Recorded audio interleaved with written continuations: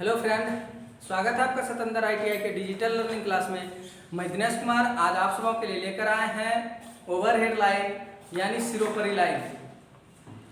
जैसा कि हम लोग जानते हैं कि लाइन की जो जनरेटिंग स्टेशन होते हैं वहाँ से उसको सब स्टेशन एवं सब स्टेशन से प्रत्येक डोर टू डोर हर गांव तक पहुंचाने के लिए लाइन की कई पद्धतियों का प्रयोग किया जा रहा है, जिसमें से कि एक ओवरहेड लाइन है और दूसरा अंडरग्राउंड लाइन। तो हम लोगों को जानना यह है कि ओवरहेड लाइन जो होते हैं इसका चयन ज़्यादा क्यों किया जाता है अंडरग्राउंड लाइन के तुलना में। तो सबसे पहला जो है ना कि हम लोग जो ओवरहेड लाइन का देखा है या आपने भी कहीं देखे होंगे, आप सब भी कहीं देखे होंगे कि ओवरहेड लाइन को ले जाने के लिए क्या किया जाता है। इस प्रकार से फुट्टा बोलिए, इसको टावर बोलिए, जो भी बोलिए, इस टावर पर से क्या किया जाता है, तार को क्रॉस किया जाता है यानी ले जाया जाता है, जो नीचे के जमीन से काफी ऊंचाई पर होती है। और यह ऊंचाई निर्भर करता है कि इस टावर से होकर कितना हाई पावर वोल्टेज प्रवाह किया जा रहा है। अगर अधिक वोल्टेज की लाइन की प्रवाह की जाती है तो इसकी जो डिस्टेंस है वो थोड़ी अधिक होती है और कम है तो थोड़ी कम होती है। यानी ये निर्भर किस पर कर रहा है कि इसके ऊपर कितना उच्च मान का वोल्टेज प्रवाह किया जा रहा है।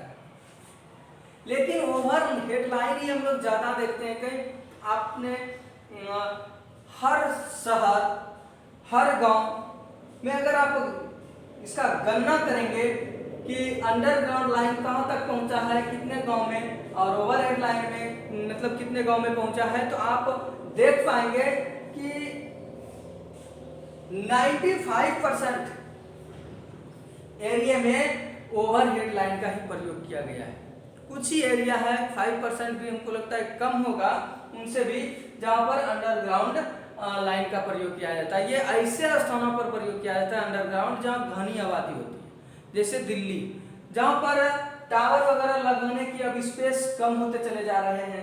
वहां पर जहां एकदम सटा सटा घर हो जाता है, अब आबादी इतनी अधिक है, वहां पर क्या किया जाता है, ओवरहेड लाइन से थोड़ी सी क्या होता है ना कि खतरा ज्यादा है और उसमें कम है।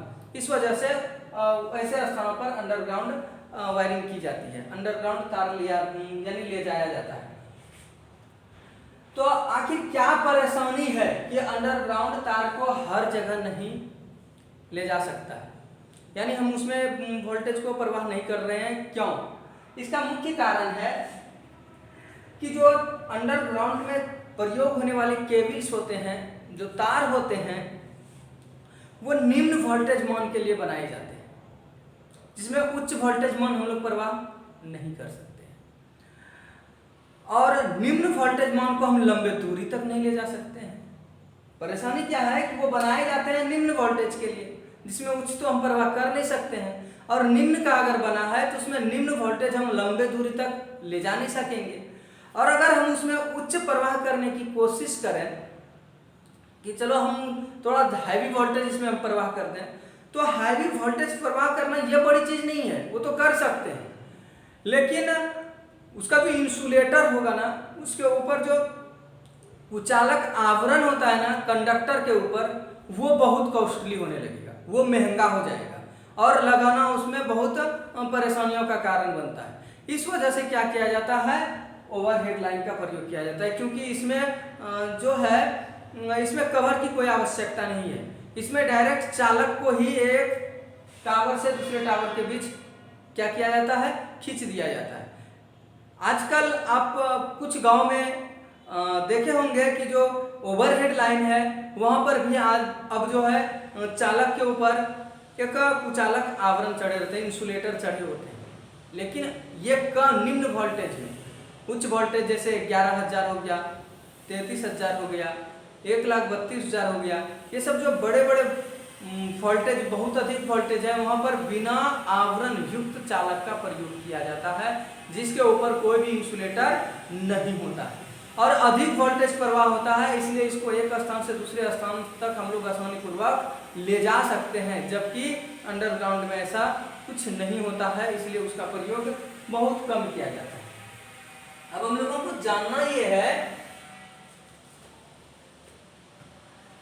सिरोफरी जो लाइन होते हैं, जो ओवरहेड लाइन होते हैं, इसमें क्या क्या पार्ट्स होते हैं, यानी सिरोफरी लाइन के मुख्य तत्व क्या क्या होते हैं, यानी कौन कौन से तत्व उसमें प्रयोग किए जाते हैं। तो एक चित्र के माध्यम से हम लोग समझने की कोशिश करेंगे कि मान लिया जाए कि हमारे पास एक टावर है, एक कुट्टा है इस प्रकार। आपने देखा होगा कि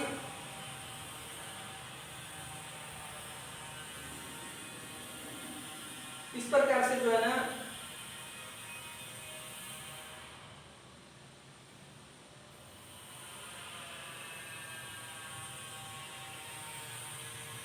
ये टावर हो गया, कुट्टा हो गया मेरा, और कुट्टे के ऊपर ना एक क्रॉस आर्म लगा होता है।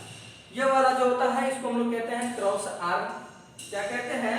क्रॉस आर्म लगा होता है। और क्रॉस आर्म के ऊपर जो ये आपको दिख रहे हैं ये इंसुलेटर होते हैं। ये क्या होते हैं?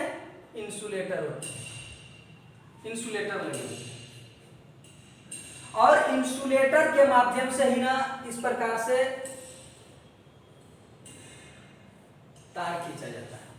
यानी जितने भी तार खींचे जाते हैं उसको इंसुलेटर के माध्यम से खींचा जाता है, ना कि डायरेक्ट इस चालक तार को इस आर्म में बांध दिया जाता है। क्रॉस आर्म, क्रॉस आर्म में यदि इस कंडक्टर को बांध दिया जाए तो ये पूरा टावर में विद्युत प्रवाह होने लगेगा, आसपास जो है ना करंट फैल जाएगा, जिससे कि खतरा हो सकता है। इसलिए यहाँ पर करंट फ्लो ना हो, प्रवाह ना हो, इसलिए इस कंडक्टर को कहाँ पर अटैच किया जाता है, बांधा जाता है, तो इंसुलेटर पर बांधा जाता है। और इंसुलेटर करंट को ना फ्लो होने नहीं देते हैं टावर में। ठीक है, तो इसमें आप देखिए कौन कौन से पार्ट लगे हैं। एक तो ये टावर हो गया, दूसरा जो है क्रॉस आर्म हो गया, तीसरा ये वाला इंसुलेटर को हम लोग देते हैं, चौथा को अगर हम बात कर रहे हैं तो ये कंडक्टर हो गया, चालक हो गया। उसके बाद इसका कुछ आधार हो जाता है जिसको हम लोग कुट्टा ये कहते हैं। जैसे आधार को भी मानते हैं हम लोग, ये पोल कहिए, कुट्टा कहिए, टावर कहिए। इसके अलावा भी कुछ चीजें इसमें बहुत बार प्रयोग में लाया जाता है, जैसे एंटी क्लाइंबिंग तार या लाइटिंग और एस्टर आदि। इसके अलावा कुछ प्रयोग किया जाता है, लेकिन जनरली जो प्रयोग किए जाते हैं हर कुट्टे में इतना कुछ आपको जरूर मिल जाएगा। और जैसे जैसे हम लोग वोल्टता को बढ़ाते चले जाते हैं वैसे वैसे इसका जो है एक्सेसरीज भी बढ़ते चले जाते हैं।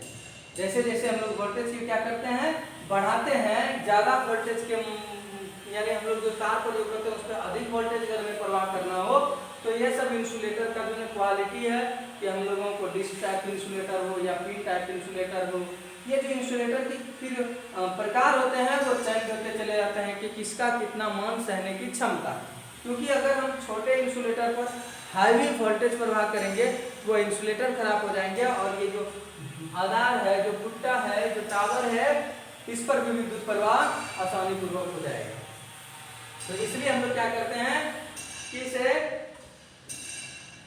इंसुलेटर को कंडक्टर से प्रवाह हो रहे वोल्टेज पर निर्भर कराते हैं, तो वो जैसा होगा वैसा ही हम लोग इंसुलेटर को यूज करेंगे। तो जो हम लोग देख रहे थे ना कि सिरोफरी लाइन जो होता है ओवरहेड लाइन होता है, ये आजकल बहुत ज़्यादा प्रसिद्ध है, जिसमें से कि बहुत सारे कुट्टे का प्रयोग किया जाता है, जिसको हम लोग नेक्स्ट क्लास में जानेंगे कि जो कुट्टा होता है उसका टाइप्स कितना होता है, किस प्रकार से हम लोग कुट्टा को प्रयोग में लाते हैं। जैसे आप लोगों ने कभी देखा होगा सीमेंटेड कुट्टा, कंक्रीटों का कई बार देखे होंगे आप लोग, पुराना जितना भी कहीं अगर देखे होंगे पुराना सब कुट्टा तो वो लकड़ी के भी मिलेंगे।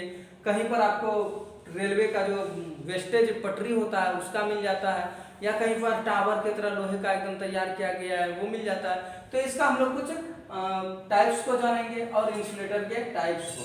तो आज के लिए बस इतना ही, मिलते हैं नेक्स्ट क्लास में, तब तक के लिए धन्यवाद।